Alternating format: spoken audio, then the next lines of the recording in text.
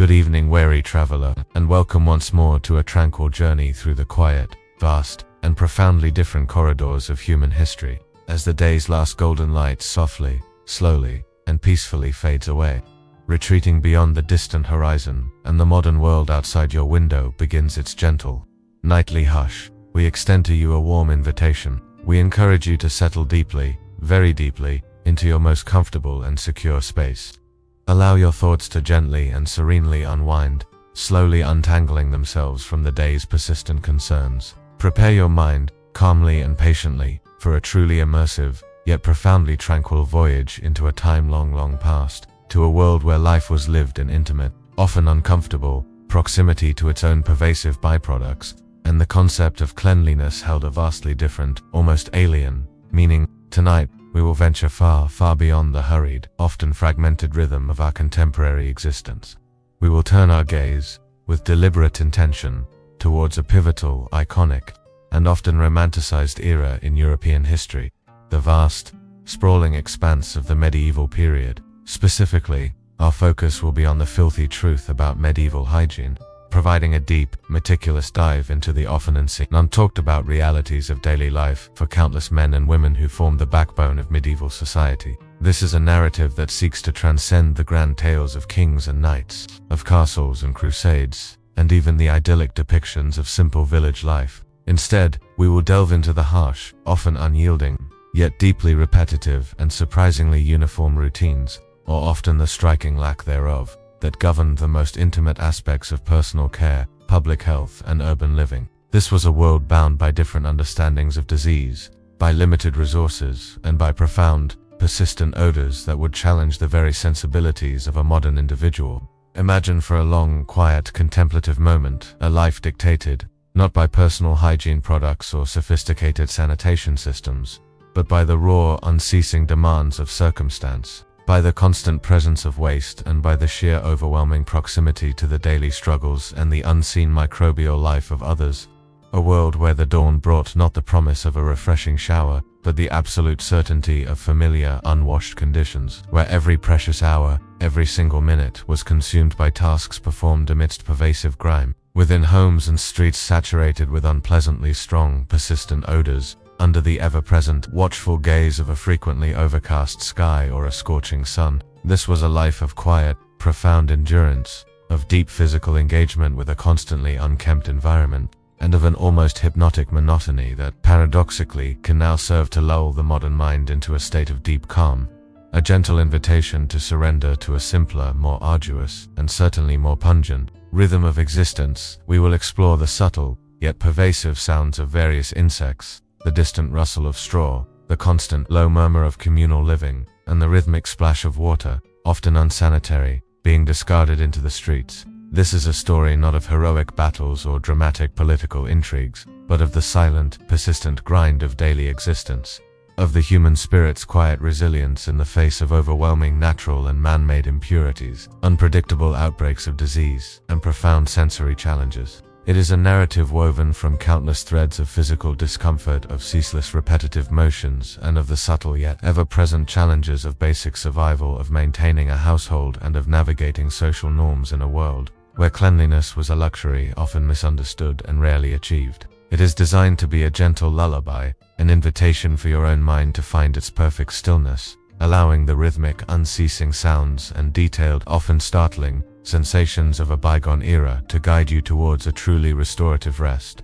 So now, as you listen, breathe deeply, very deeply, letting your chest gently rise and fall with each breath. Feel the comforting, soft weight of your blanket surrounding you, wrapping you in a cocoon of warmth and security. Feel the gentle, steady rhythm of your own breath, a quiet anchor in the present moment. And finally, allow your mind to simply drift, to slowly, peacefully, begin its imagined journey into this rugged, ancient, and profoundly tranquil historical landscape. Let the whispers of a forgotten cleanliness and the imagined echoes of countless daily routines guide your thoughts serenely and without haste, towards a state of profound stillness, ultimate peace, and a truly restful, dream-filled sleep. Having gently settled ourselves into the contemplation of a bygone era, allowing our minds to slowly drift towards the vast, open landscapes of human endeavor, let us now transport our thoughts, calmly and with profound understanding, to the very heart of medieval Europe, to a time when life was dictated not by pristine cleanliness or sophisticated sanitation, but by the relentless, unwavering realities of a world profoundly different from our own. We are about to immerse ourselves, not in the grand castles or the intricate lives of knights, but in the raw, relentless, and profoundly revealing reality of daily existence for countless individuals, where the most intimate aspects of personal hygiene, or rather, the striking lack thereof, reveal the filthy truth about medieval hygiene. This is a narrative that seeks to transcend romanticized notions of the past, delving instead into the harsh, often unyielding yet deeply repetitive, and surprisingly uniform routines, or the striking absence of them, that governed medieval lives. It was a world bound by different understandings of disease, by limited resources, and by pervasive, persistent odors that would profoundly challenge the very sensibilities of a modern individual. Imagine, for a long, quiet moment, the very start of such a day, deeply rooted in the ancient patterns of existence, yet far removed from any sense of modern freshness. The hour is impossibly early, long before the first hint of golden light has even begun to paint the cold, grey eastern sky, which is still shrouded in the deep, cool, indigo blue of pre-dawn. You are awakened not by a jarring alarm, nor by the subtle shift in air, but by the internal clock of your own body, a profound, ingrained rhythm attuned to the necessities of survival. Perhaps the faint, distant crow of a rooster from a neighboring hut, or the low, almost imperceptible murmur of a cow beginning to stir in its shed attached to your dwelling gently pulls you back from the depths of sleep. Your small, simple Madandawattle home, its walls made of rough-hewn timber, woven with branches and plastered with clay and straw, its roof thatched with thick layers of straw or reeds, feels cool and dark, its thick insulating structure still holding the night's coolness against the encroaching morning warmth. The air within carries a complex, earthy, comforting scent: dried mud, old straw from the sleeping mats, wood smoke lingering from last night's small fire in the central hearth, and the subtle, unmistakable aroma of human presence, a blend of unwashed bodies, stale sweat, and persistent animal odors from shared living spaces. There is no soft, yielding bed to linger in. Your sleeping mat, woven from coarse straw or rushes, lies directly on the packed earth floor, offering only a firm, utilitarian comfort, its rough texture a constant, subtle reminder of your humble station. You rise slowly, stiffly, your muscles already aching with a deep, persistent soreness from yesterday's relentless toil, a low, constant thrum of fatigue already present deep within your limbs. The floor beneath your bare feet is cool, rough earth, its uneven texture familiar against your soles, perhaps even slightly damp or gritty. The process of preparing for the day is quick, efficient, and deeply habitual, utterly devoid of any lingering luxury or modern convenience of personal care. There is no running water piped into your dwelling. There is no private latrine, no indoor plumbing. Instead, if you are fortunate, you might have a simple wooden bucket or a rough clay pot of water, brought from a communal well or nearby stream the previous evening. Imagine splashing a meager handful of cold, often murky, water onto your face, feeling its sharp, bracing coolness awaken your skin, a fleeting moment of raw freshness quickly absorbed by the dry, still, morning air, leaving behind only the subtle scent of damp earth. Your hair, coarse and practical, often long and unkempt, is quickly smoothed with your fingers, perhaps still matted from sleep. Your clothing is simple, unadorned, reflecting your peasant status and the demands of physical labor. A rough woolen tunic or a homespun linen shift, perhaps a pair of coarse woolen breeches or leggings, garments chosen for their durability against thorns, rough earth, and persistent wear rather than for any comfort or appearance. Its fabric feels thick, almost stiff, against your skin, a familiar, unchanging sensation that defines your daily attire, and often carries the faint, ingrained scent of wood smoke, sweat, and persistent body odor from days of wear without washing. The air in the tiny hut is still heavy,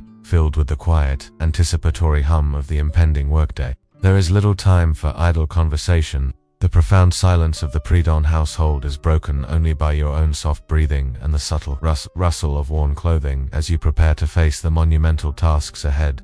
Breakfast, a crucial source of raw energy for the grueling hours ahead, is meager and quickly consumed by all family members, often huddled together around the dying embers of the central hearth, its warmth a small comfort against the morning chill. It consists primarily of basic, nourishing staples, reflecting the direct bounty, or scarcity, of the land. Perhaps a piece of dark, hard, unleavened bread, its texture rough and dense against your tongue, softened with a few sips of simple, unfiltered water or weak ale, which was often safer to drink than pure unboiled water, or perhaps a bowl of thick warm gruel, made from boiled oats, barley, or peas, tasting faintly of earth and smoke from the hearth. The aromas are simple, earthy, utilitarian, reflecting the direct, unadorned bounty of the immediate land. This meal is not consumed for pleasure or social enjoyment, but purely for fundamental sustenance, providing the minimal, essential fuel necessary for your bodies to endure the long, demanding hours ahead.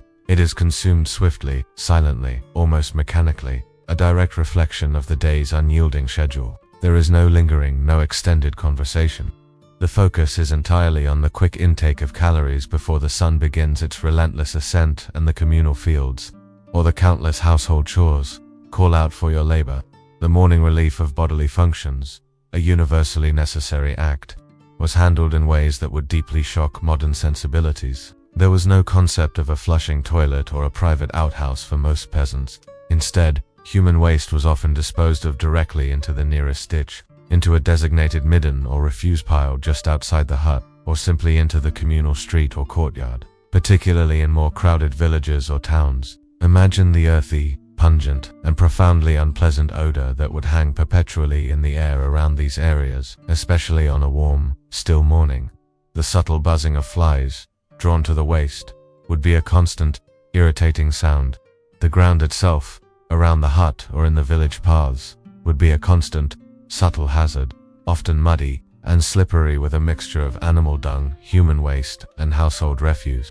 The sheer practicality of medieval life dictated a certain tolerance for such pervasive odors and unsanitary conditions. There was simply no widespread technology or understanding to manage waste in a truly hygienic manner. This routine, though natural, contributed massively to the pervasive, unwashed reality of the medieval world, a continuous, inescapable part of daily life. The concept of bathing as a regular, personal cleansing ritual was almost entirely absent for the vast majority of medieval peasants, and even for many city dwellers. Full body washing, particularly with warm water and soap, was a rare event, often limited to specific religious holidays, or perhaps a pre-wedding ritual.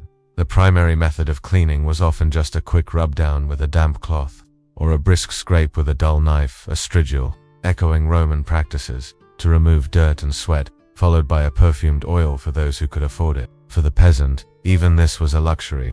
Imagine your skin, perpetually coated with a fine layer of dust from the fields, or grime from the village streets, mixed with dried sweat and the faint, persistent odor of your own body. Your hair, long and often matted, would rarely be washed, instead being occasionally brushed or combed. The feel of rough, unwashed skin, the subtle itch from accumulated dirt, these were constant, familiar sensations. The idea of truly fresh or clean skin, as we understand it, would have been almost alien. This persistent state of unwashed existence was simply a fact of life, an accepted reality. The clothing worn by medieval peasants further contributed to the pervasive, unhygienic conditions. Clothes were rarely washed. Fabrics like coarse wool and thick linen, though durable, were difficult to clean without modern soaps and methods, often shrinking or deteriorating when subjected to harsh washing. Imagine wearing the same thick woolen tunic for weeks, perhaps even months, at a time, without a thorough cleaning. The fabric would slowly accumulate layers of dirt, of sweat, of food stains, and of the various pervasive odors of daily life: wood smoke, animal dung, damp earth, human effluvia. The texture of the cloth would become stiff, almost crusty, against your skin. The air around you, and around everyone else, would carry these complex, persistent aromas. Clothes were aired out, perhaps beaten to remove dust, or repaired with meticulous stitches, but true washing was a rare and arduous event. This constant wearing of soiled garments was simply a necessary reality, a quiet acceptance of a different standard of personal cleanliness, a standard profoundly shaped by the scarcity of resources and understanding. The homes themselves, your most intimate living space, were also contributors to the general lack of hygiene. A typical peasant hut, as we've described, was made of mud, wattle, and thatch, with a packed earth floor. There was no flooring that could be easily cleaned. The animals, such as chickens, pigs, or even a cow, might live in an adjacent lianta, or even within the main dwelling during harsh winters, sharing warmth and space. Imagine the pervasive, earthy, and often pungent smell of animal dung that would permeate the air.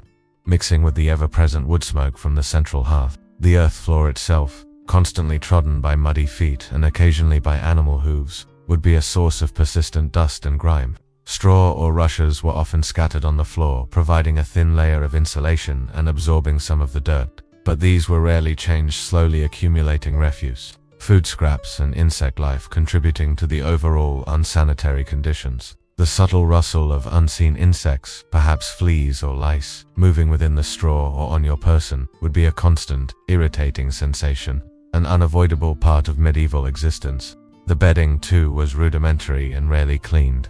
Imagine sleeping on a straw mattress, or a simple bed of rushes, laid directly on the earth floor or on a low wooden frame.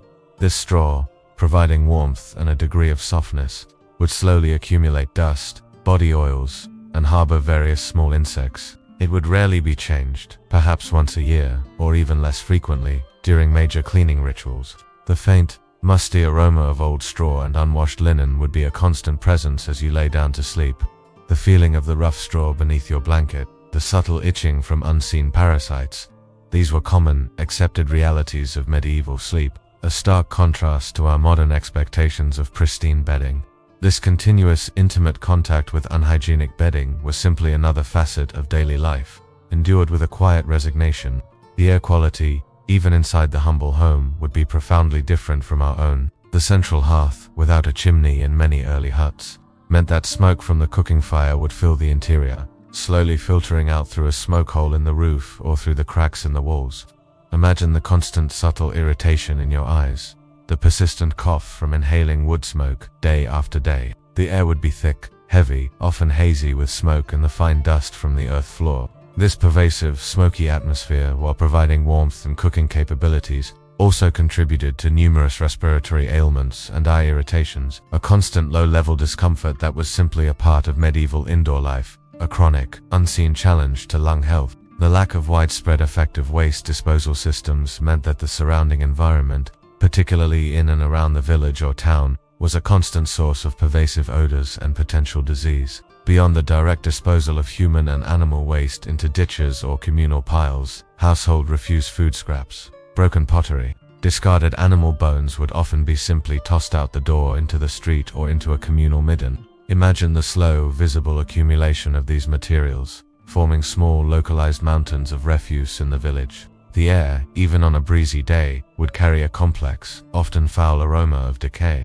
of fermenting organic matter, of stagnant water, and of various animal and human effluvia. The subtle buzzing of countless flies, attracted to the waste, would be a constant, irritating soundtrack to your daily activities. This pervasive unsanitary environment was not merely an aesthetic problem, it was the breeding ground for countless diseases, a constant, silent threat to health and survival. The daily interaction with this unhygienic environment, from dawn until dusk, shaped the medieval peasant's very understanding of the world. The constant presence of dirt, of odors, of insects, was not seen as a moral failing or a sign of neglect, but simply as an unavoidable aspect of life. Their concept of cleanliness was pragmatic, functional cleanliness, meaning removing the most obvious dirt, not the microscopic cleanliness we pursue today. This profound acceptance of their unwashed reality, this quiet endurance of pervasive odors and grime, was simply a fact of existence, a testament to their resilience and adaptability in a world far removed from our modern ideals of hygiene. This persistent state of being constantly surrounded by the physical byproducts of life and decay was simply the unchanging rhythm of their existence, guiding them, through sheer acclimation, towards a deep, restorative sleep. As the sun began its slow, gradual descent towards the western horizon, painting the sky with fiery oranges, deep purples, and soft, fading blues, the air gradually, slowly, began to cool again, bringing with it the damp, pervasive chill of the medieval night. The shadows lengthened, stretching endlessly across the fields and through the village, before finally, inevitably, merging into the complete, profound darkness of night. The family, weary from their day's toil, would slowly gather back in the small, warm embrace of their hut. The evening meal, like breakfast, was simple, communal, and often eaten in quiet contemplation. After the meal, there might be a brief period of quiet family time, mending clothes by the flickering firelight, repairing simple tools, or engaging in quiet storytelling, their voices soft and rhythmic in the quiet room. These were the simple, profound joys found in the stillness of family, a quiet refuge from the endless, structured toil, and the persistent, challenging realities of medieval hygiene. Sleep, for the medieval peasant family, was not a luxury but a profound necessity. A deep surrender to sheer physical and mental exhaustion. All family members would share the same small sleeping space, lying together on their straw mats, seeking warmth and comfort in close proximity. The sounds of the hut at night would be the soft rhythmic breathing of sleeping family members, the gentle crackling of the dying fire in the hearth, the subtle creak of old timbers as the hut responded to the cooling night air, and the distant muffled calls of nocturnal animals from the surrounding forest, all blending into a soothing natural lullaby. This deep shared sleep, born of an entire day of unyielding physical labor and constant acclimation to their unwashed reality, prepared their bodies for the inevitable, relentless rhythm of the coming dawn, knowing that tomorrow the sun would rise again, and the endless, silent, demanding routines of medieval life, with all its pungent realities, would simply, quietly, continue, guiding them, through sheer weariness, towards a deep, restorative sleep, a peaceful surrender to the ancient, eternal patterns of existence. Having deeply immersed ourselves in the raw, unyielding realities of medieval personal and household hygiene, feeling the persistent grime on our skin, sensing the pervasive odors of unwashed garments, and understanding the profound, constant presence of mundane squalor within the humble peasant hut, let us now, slowly and with a profound shift in perspective, turn our gaze. We are about to step into an even more complex, and often more concentrated realm within the same ancient civilization, the bustling, yet often profoundly unsanitary world of the medieval city. This is a narrative that seeks to transcend romanticized notions of bustling markets and grand cathedrals, delving instead into the harsh, often overwhelming yet deeply repetitive and surprisingly uniform challenges that governed public health and waste management for countless city dwellers. It was a world where vast populations lived in close proximity, creating unique and pervasive hygiene challenges that would profoundly test the very sensibilities of a modern individual. Imagine, for a long, quiet moment, the very start of a day within a densely packed medieval city, perhaps London, Paris, or Florence.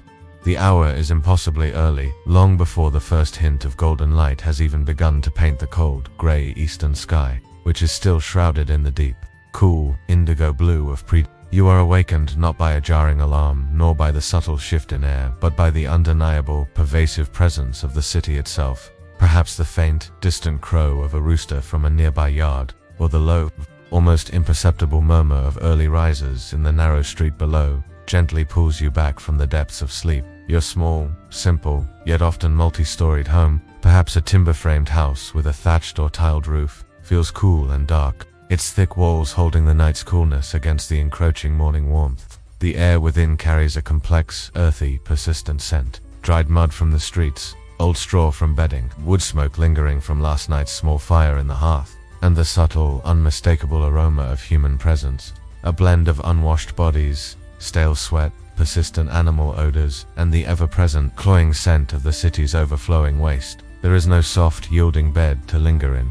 Your mattress, filled with straw or horsehair, offers a firm, utilitarian comfort. Its rough texture, a constant, subtle reminder of the pragmatic comforts of the age. You rise slowly, stiffly, your muscles perhaps aching from yesterday's long hours of work. A low, constant thrum of fatigue already present deep within your limbs. The polished wooden floor or packed earth beneath your bare feet is cool, rough, its uneven texture familiar against your soles, perhaps even slightly damp or gritty from yesterday's street grime. The process of preparing for the day is quick, efficient, and deeply habitual, utterly devoid of any lingering luxury or modern convenience of personal care, particularly for those whose homes lacked direct access to clean water. There is no running water piped into most dwellings. Instead, one of the family members, perhaps the eldest child or the wife, would carry a simple wooden bucket or a rough ceramic pot out to a communal pump, a public well, or a nearby river, to fetch water. Imagine splashing a meager handful of cold,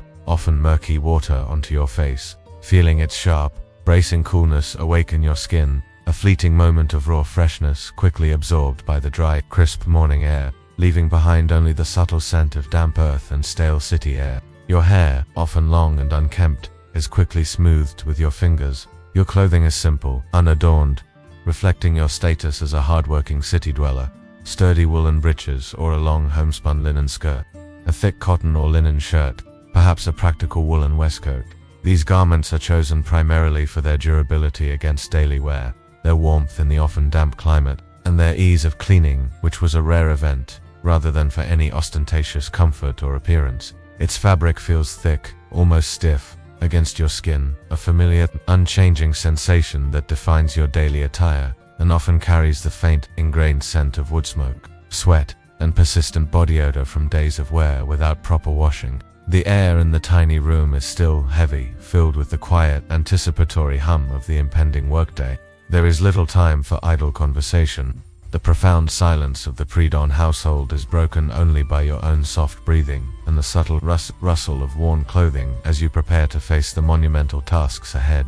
Breakfast, a crucial source of raw energy for the grueling hours ahead, is meager and quickly consumed by all family members, often huddled together around a small, efficient hearth or tiled stove that provides a gentle, radiating warmth. It consists primarily of basic, nourishing staples, reflecting the pragmatic bounty of a trading nation, perhaps a piece of dark rye bread, its texture dense and hearty against your tongue, softened with a few sips of simple, unfiltered water or weak, locally brewed beer, which was often safer to drink than pure unboiled water, or perhaps a bowl of thick, warm porridge, made from boiled oats or barley, tasting faintly of grain and hearth smoke. The aromas are simple, earthy, utilitarian, reflecting the direct, unadorned bounty of the immediate city. This meal is not consumed for pleasure or social enjoyment, but purely for fundamental sustenance, providing the minimal, essential fuel necessary for your bodies to endure the long, demanding hours ahead. It is consumed swiftly,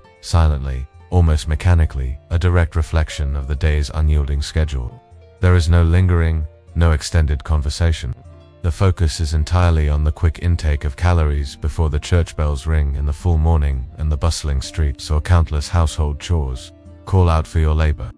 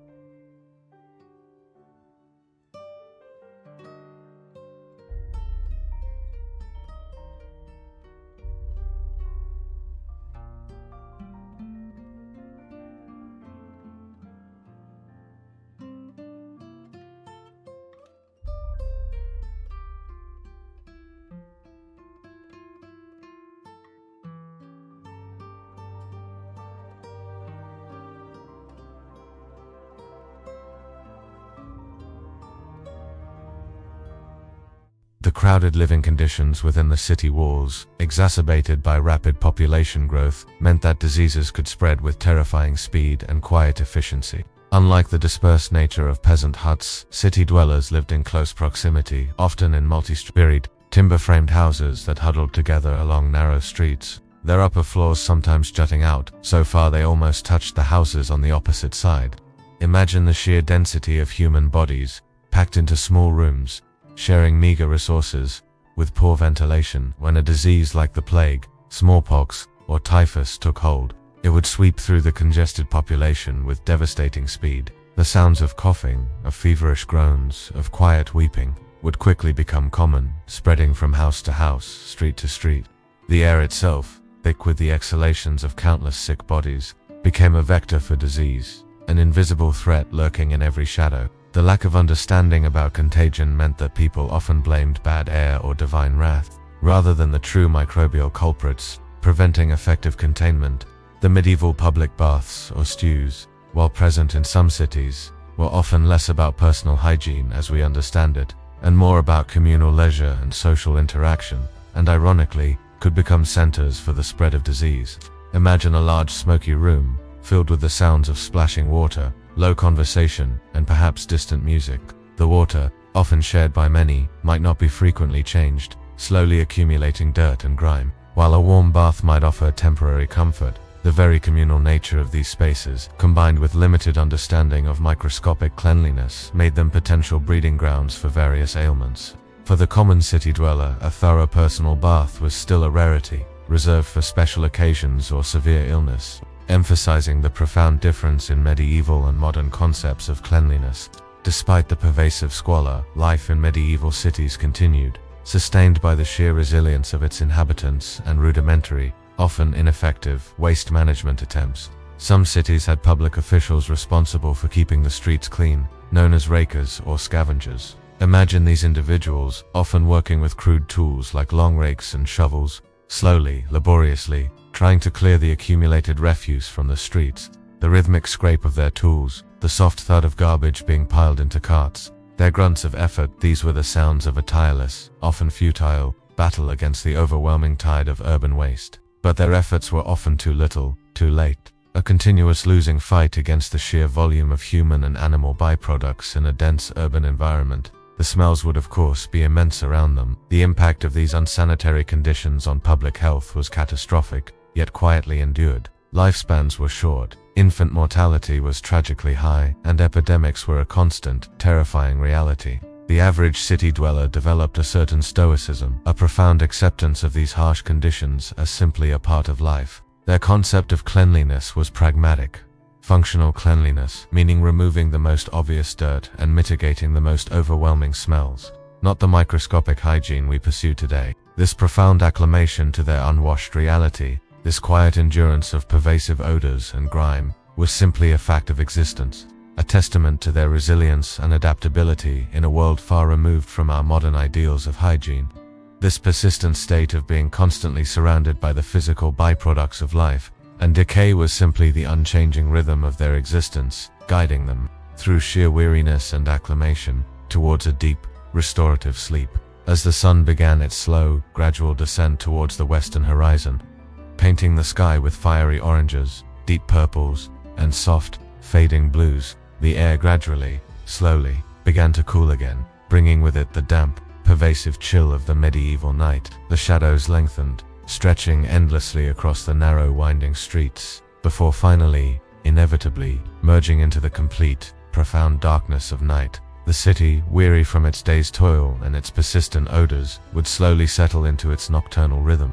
The sounds of the streets would diminish, but never entirely cease. The distant murmur of voices from taverns, the faint strains of a lute, the occasional clang of a watchman's bell, the complex mixture of odors would shift, perhaps dominated now by stale beer and wood smoke, but still ever present. Sleep, for the medieval city dweller, was not a luxury but a profound necessity, a deep surrender to sheer physical and mental exhaustion, often achieved despite the persistent sounds and smells. This deep, shared sleep, born of an entire day of unyielding physical labor and constant acclimation to their unwashed reality, prepared their bodies for the inevitable, relentless rhythm of the coming dawn, knowing that tomorrow the sun would rise again, and the endless, silent, demanding routines of medieval life, with all its pungent realities, would simply, quietly, continue, guiding them, through sheer weariness, towards a deep, restorative sleep, a peaceful surrender to the ancient, eternal patterns of existence.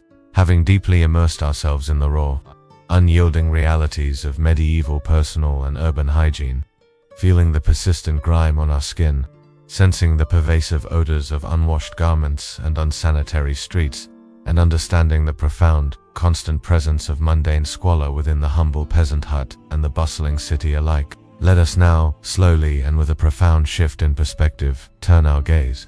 We are about to step into an even more somber, yet critically important realm within the same ancient civilization, the terrifying yet often quietly endured, the reality of medieval epidemics, specifically focusing on the most devastating plague in human history, the Black Death. This is a narrative that seeks to transcend the immediate horror, delving instead into the slow, insidious spread, the profound, unyielding impact, and the strangely quiet adaptations that governed medieval responses to this invisible killer.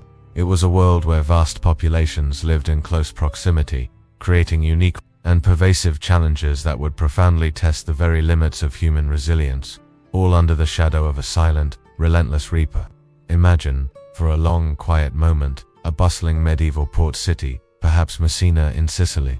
In the year 1347, the air is thick with the pervasive smells of a vibrant trading hub, salt from the sea, exotic spices from distant lands, the earthy scent of drying fish, and the ever-present underlying aroma of urban waste. Ships laden with precious cargo and weary sailors would dock, their sails slowly furled, their crews disembarking with tales of distant ports. Among these ships, unknown and unseen, would arrive the silent carriers of a microscopic terror, the black rats, nestled deep within the cargo, carrying fleas that harbored the deadly Yersinia pestis bacterium. The initial arrival of the plague was not heralded by a trumpet blast or a dramatic announcement. It began subtly, quietly, insidiously, with a few rats dying in the dark corners of the dockside warehouses, their small bodies unnoticed amidst the bustling activity. The fleas, deprived of their rodent hosts, would then slowly, silently, seek new blood, jumping onto the unsuspecting human inhabitants of the port city. The early symptoms of the plague were often subtle, easily mistaken for common ailments, contributing to its quiet, initial spread. Imagine a city dweller, perhaps a dock worker or a merchant, feeling a slight malaise, a persistent headache, a general sense of fatigue, a mild fever. These were sensations familiar to medieval life, easily dismissed as a consequence of hard work or a changing season. But then, a more terrifying symptom would begin to manifest, slowly, chillingly. Imagine a small, painful swelling appearing in the armpit, the groin, or on the neck, a bubo, a swollen lymph node, sometimes growing to the size of an apple. The skin around it would turn dark, almost black, hence the name Black Death. The sensation would be one of deep, throbbing pain, a constant, unrelenting ache that would consume the afflicted. The onset was slow, insidious, giving little warning before its full, terrifying power was unleashed. The air itself seemed to grow heavy with an unspoken dread, a subtle tension that permeated every quiet interaction. As the plague began to spread, its silent efficiency was horrifying. From the initial port cities, it moved slowly, deliberately, along the very trade routes that connected medieval Europe. Imagine the silent caravans of merchants, their wagons laden with goods, unknowingly carrying the infected fleas deep into the interior. The ships, once symbols of prosperity, became silent vectors of death, carrying the unseen killer from one port to the next. The sounds in the villages and towns would slowly, chillingly, begin to change. The usual murmur of daily life would begin to diminish, replaced by a new, more somber sound, the faint, distant tolling of church bells, signaling not celebrations, but constant, numerous burials, the quiet weeping from homes, the muffled groans of the sick, the soft, rhythmic chanting of priests performing last rites. These would become the pervasive sounds of an era under siege. The lack of understanding about the true cause of the plague contributed massively to its silent, relentless spread. Medieval doctors, operating under the miasma theory, believed that the disease was spread by bad air, by foul odors emanating from decaying matter. Imagine them, often wearing protective masks with long, bird-like beaks filled with aromatic herbs, walking slowly, deliberately, through the infected streets, attempting to ward off the bad air with fragrant concoctions. Their remedies were often based on purging, bleeding, or applying poultices to the buboes, all performed with a quiet, desperate hope, but often without true efficacy. People would burn incense, carry fragrant flowers, or even try to purify the air with bonfires, their smoke rising slowly into the sky, all in a futile attempt to combat an enemy they could not see or comprehend. This pervasive misunderstanding meant that truly effective measures, like isolating the sick or controlling rodent populations, were rarely implemented, allowing the silent reaper to continue its devastating work. The social and psychological impact of the Black Death was profound, leading to changes that reshaped the very fabric of medieval society, often with a haunting quietude. As the death toll mounted, a pervasive sense of helplessness and despair began to settle over communities. Imagine the profound silence in a once bustling market square, now empty, its stalls abandoned, its cobblestones covered with dust. The sounds of daily commerce would cease, replaced by an eerie stillness. The rhythmic activity of the church bells would shift from merely marking burials to an almost continuous, mournful tolling, signifying an unimaginable loss of life. Entire villages, once vibrant hubs of peasant life, became deserted medieval villages, their homes left empty, their fields overgrown, their silence a profound testament to the plague's devastating power. The survivors, often numb with grief and exhaustion, would quietly, slowly, begin to adapt to a world profoundly altered, a world where the presence of death was a constant, intimate companion. The monastic communities, often seen as havens of peace, were not immune to the plague's silent sweep. In fact, due to their communal living arrangements and frequent interactions, monasteries were often particularly vulnerable. Imagine the quiet, disciplined routine of a monastery slowly, chillingly, being disrupted. The rhythmic chanting of psalms would falter as more and more monks or nuns succumbed to the illness. The scriptorium, once filled with the soft scratching of quills, would fall silent as scribes sickened and died, their work left unfinished on papyrus scrolls, their pens lying forgotten on dusty desks. The herb garden, usually tended with such meticulous care by the herbalist, might become overgrown, its healing plants slowly reverting to the wild as their dedicated caretakers passed away. The pervasive silence in the monastery, once a symbol of spiritual devotion, would transform into a profound, terrifying emptiness, a testament to the plague's indiscriminate reach. The immense death toll, estimated at anywhere from 75 million to 200 million people across Europe and Asia, led to a complete, yet slow, reshaping of medieval society. Imagine the sheer, overwhelming silence left by the loss of 1/3 to 1/2 of Europe's population. Fields lay fallow, crops rotted in the ground, workshops stood empty. This created an immense, quiet demographic shift. For the surviving peasants, paradoxically, this led to an improvement in their living conditions. With fewer laborers, their skills became more valuable, leading to higher wages and greater freedoms. Imagine the subtle, yet profound shift in power dynamics. Slowly, almost imperceptibly, as feudal lords found themselves in desperate need of labor, forced to make concessions to their now more empowered serfs. The old, rigid feudal system, once thought unshakable, began its slow, quiet, inexorable decline, its foundations weakened by the silent footsteps of the plague. The long-term impact of the Black Death on hygiene practices was, ironically, somewhat muted in the immediate aftermath. While some cities, in a desperate attempt to curb the spread, implemented rudimentary public health measures like quarantining ships or burning refugees, efforts were often inconsistent and driven by fear rather than a true understanding of sanitation. The prevailing belief in bad air persisted, and the fundamental infrastructure for true hygiene, like proper sewers and clean water supplies, remained largely absent for centuries. Imagine a city slowly, painstakingly, rebuilding its population and economy, yet still wrestling with the same pervasive odors, the same overflowing waste, and the same underlying vulnerabilities to future disease. The immediate human instinct was to survive, to mourn, and to rebuild, not necessarily to fundamentally alter deeply ingrained habits of personal and urban cleanliness. The memory of the plague, however, left a lasting, quiet scar, a profound sense of human vulnerability that shaped medieval consciousness for generations. The spread of the plague itself was a silent, relentless process, often moving faster than news or communication. Imagine a small, isolated village, its inhabitants going about their daily routines, utterly unaware of the terror sweeping across the continent. Then, a lone traveler, perhaps a merchant or a pilgrim, would arrive, seemingly healthy, but unknowingly carrying the infected fleas. A few days later, a subtle fever would begin to appear, then the terrifying buboes, and soon, the rapid descent into death. The news of the plague would follow a similar slow, inexorable path carried by merchants, by priests, by desperate refugees, each telling quiet, terrifying stories of distant suffering tales that would sow fear and dread long before the disease itself arrived. The sounds would be of hushed rumors, of growing anxiety, of quiet preparations for the inevitable.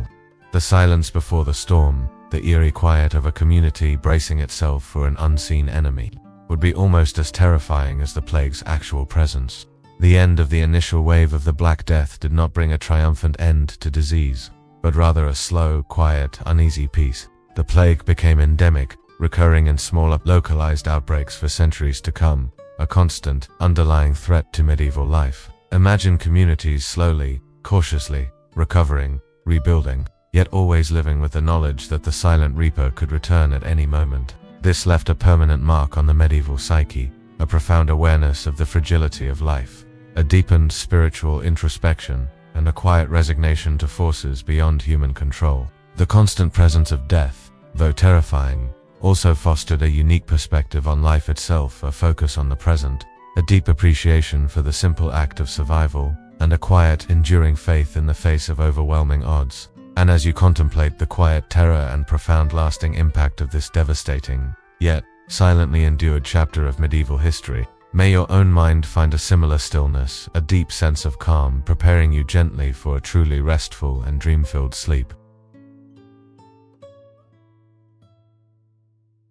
Having deeply immersed ourselves in the raw, unyielding realities of medieval personal and urban hygiene, feeling the persistent grime on our skin, sensing the pervasive odors of unwashed garments and unsanitary streets, and having then contemplated the terrifying, yet ultimately silent, devastation of the Black Death, let us now, slowly and with a profound shift in perspective, turn our gaze. We are about to step into a vastly different yet equally revealing realm within the same ancient civilization, the daily lives of the medieval nobility and aristocracy, those who resided within the seemingly impenetrable walls of castles and grand manors. This is a narrative that seeks to transcend romanticized notions of chivalry and courtly love, delving instead into the often surprising truth of their hygiene practices, which, despite their wealth, often mirrored some of the fundamental challenges of the age, while also exploring the meticulous and profoundly quiet rituals surrounding death, a universal experience that even privilege could not escape.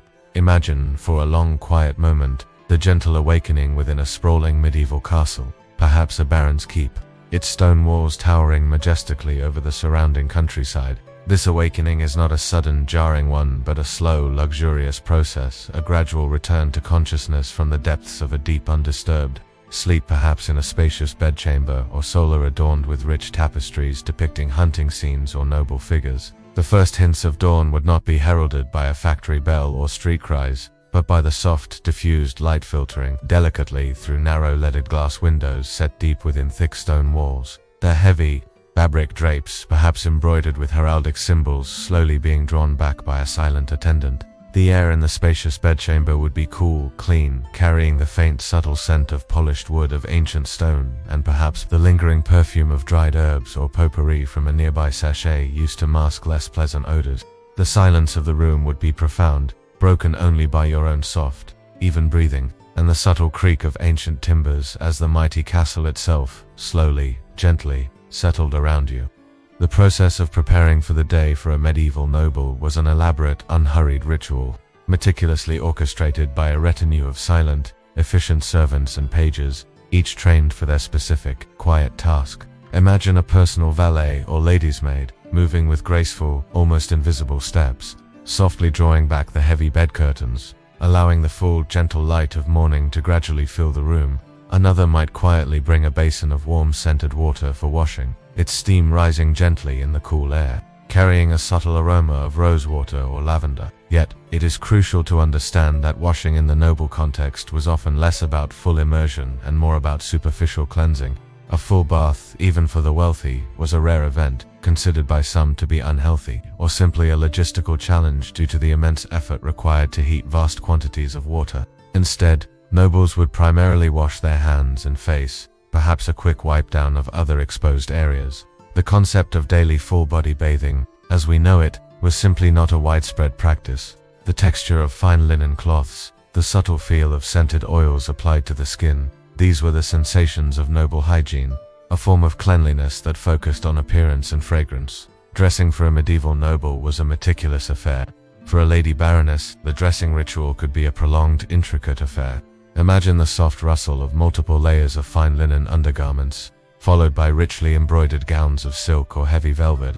Her hair would be meticulously styled by her lady's maid, a complex task involving braids, pins, and perhaps a delicate wimple or veil, all designed to conceal her hair from public view. For a gentleman baron, the ritual involved a shave, often performed by a barber or trusted valet, the sharp, rhythmic stroke of a polished steel razor, followed by the careful donning of a clean, flowing linen tunic, luxurious woolen hose, a velvet or silk doublet, and perhaps a long, ceremonial robe. each piece chosen for its quality, its fine tailoring, and its subtle indication of wealth and status. The clothes, though rich, were not necessarily cleaned daily. Like their peasant counterparts, noble garments were often aired out, brushed, or spot-cleaned, with full washing being an infrequent event. The air in these dressing chambers would be one of quiet efficiency, of subdued conversation, of meticulous attention to every detail, a calm, unhurried start to a day of structured elegance and profound responsibility.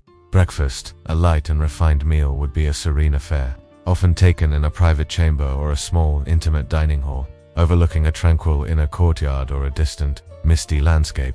Imagine the delicate clinking of pewter or silver cutlery against finely crafted wooden trenchers or ceramic plates, the gentle pouring of cool, clear water or mild ale into simple goblets. The aromas would be light and pleasant, the subtle, sweet scent of fresh-baked bread, perhaps a piece of local cheese, fresh fruit from the castle orchards, or a small portion of cured meat. The conversation, if any, would be hushed, perhaps discussing the day's administrative appointments or the plans for a quiet hunting excursion. There would be no hurried rush, no sense of urgency.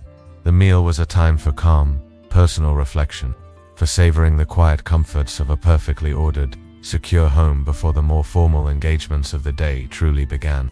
The discreet movements of the household staff, ensuring every need was anticipated and met with silent grace, would contribute to an unbroken sense of peace, a constant, underlying hum of well-being. The crucial issue of human waste management, even in a castle, presented significant challenges, often handled in ways that would deeply shock modern sensibilities. For a noble, a private chamber pot might be used in their bedchamber, its contents then discreetly emptied by a servant, often into a latrine chute built into the castle walls, which would then drop directly into the moat below or into a cesspit. Imagine the subtle, yet persistent, pungent odor that would permeate areas near these chutes, particularly on a warm, still day. The sounds might include the distant splash of waste entering the moat or the quiet scraping of a bucket being emptied. The garderobe, a small room or closet built into the thickness of the castle wall, often with a simple wooden seat and a chute leading downwards, served as the castle's toilet, while offering more privacy than a peasant's field. It was far from sanitary. The air within these garderobes would be perpetually cold and carry a strong, inescapable stench, a constant reminder of the castle's crude sanitation.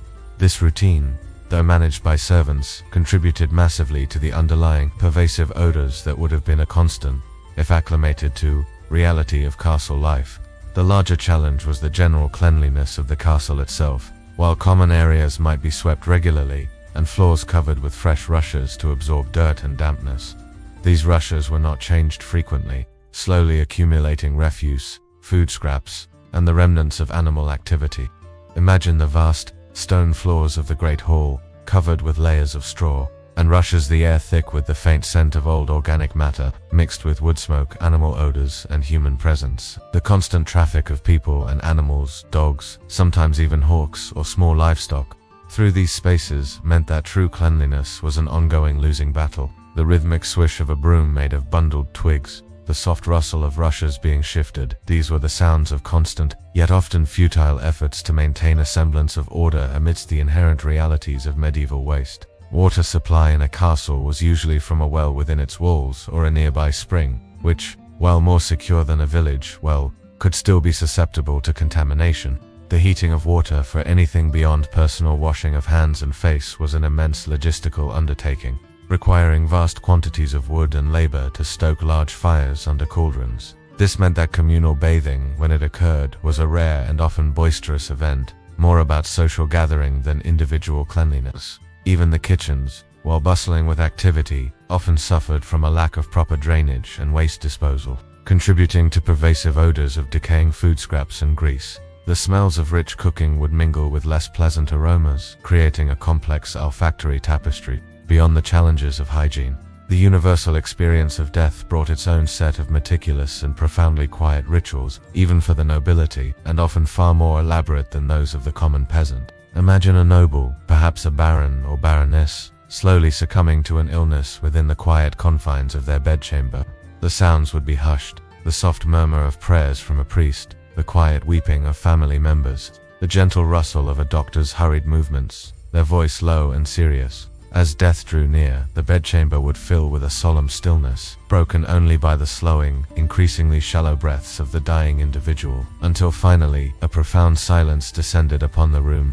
This was not a dramatic public spectacle, but an intimate, deeply personal passage, witnessed by close family and spiritual advisors. Immediately following the death, a series of precise, quiet rituals would commence, designed to prepare the body for its journey to the afterlife, and to properly mark the passing of a noble soul. Imagine the body being gently washed, not with harsh soaps, but with clean, cool water, sometimes mixed with aromatic herbs, and then carefully wrapped in fine linen shrouds, their fabric soft against the skin. This was a respectful, solemn act, performed by female attendants with quiet dignity. The body would then be laid out on a bier, a simple wooden frame, in a prominent chamber or the castle chapel, surrounded by lit candles. The soft, flickering glow of dozens of beeswax candles would illuminate the somber scene, casting long, dancing shadows on the stone walls, creating an atmosphere of profound reverence and quiet contemplation. The air would be thick with the sweet, pervasive scent of burning beeswax and frankincense, used to purify the air and mask any unpleasant odors, transforming the space into a sanctuary of quiet mourning. The wake, or vigil, for a deceased noble would be a period of quiet, extended remembrance. Imagine family members, household staff, and close allies sitting silently around the bier, their heads bowed in prayer, their voices hushed. The sounds would be minimal. The soft murmur of prayers, the gentle turning of rosary beads, the occasional, quiet sigh of grief, and the constant, soft crackling of the numerous candles. The atmosphere would be one of deep solemnity, a pervasive stillness that encouraged introspection and quiet reflection on the life of the deceased. This long period of quiet vigil, often lasting a full day and night, allowed for a slow communal processing of grief, a gradual acceptance of loss, all within the comforting, structured embrace of religious ritual. The funeral procession itself, for a noble, would be a dignified, yet often slow and ponderous affair. Imagine the heavy wooden coffin, often intricately carved and adorned with the deceased's heraldic symbols, slowly being carried from the castle chapel, through the castle gates, and towards the village church or a family crypt. The procession would be led by priests, chanting low rhythmic prayers, followed by family members, knight, and other retainers, all dressed in somber dark clothing, their faces solemn. The sounds would be the slow, rhythmic footsteps of the pallbearers, the muffled chanting of the priests, the distant, mournful tolling of the church bells, its deep resonant tones echoing across the quiet countryside, marking the passage of a respected life. The horses pulling the carriages for the bereaved would make soft, rhythmic clopping sounds on the unpaved roads, a gentle accompaniment to the somber journey.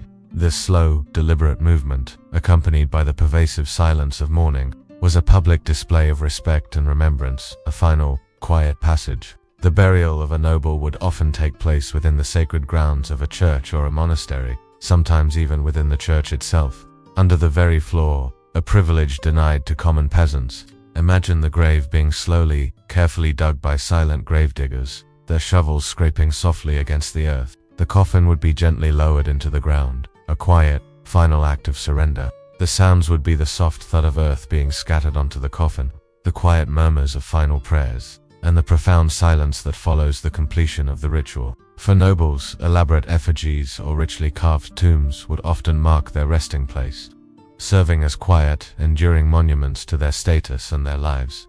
These stone effigies, depicting the deceased in serene repose, their hands clasped in prayer, stand as silent eternal witnesses, inviting quiet contemplation from future generations. The very understanding of death, even for the nobility, was profoundly shaped by their medieval context. While they had access to better food and shelter than peasants, they were just as vulnerable to the ravages of disease, to sudden accidents, and to the unpredictable violence of their age. The Black Death, as we explored, showed that even castles were not impregnable fortresses against unseen enemies.